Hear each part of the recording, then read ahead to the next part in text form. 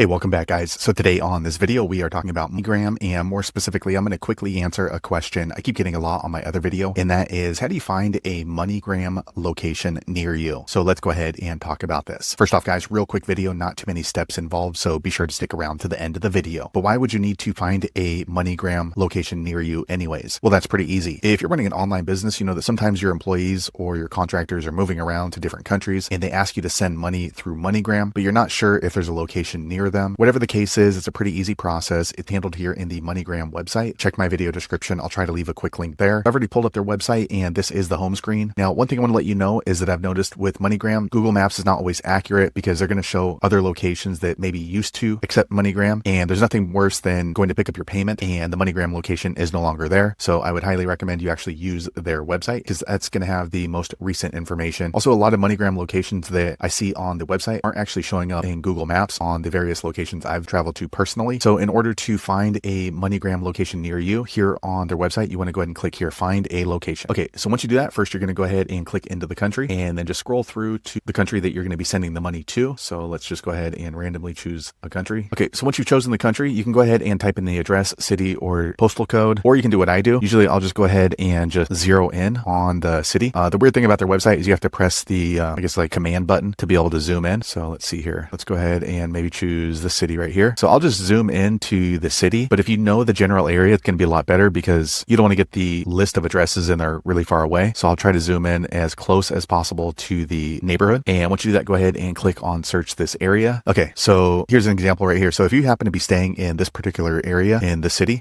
you can see that, you know, they're going to have to travel pretty far.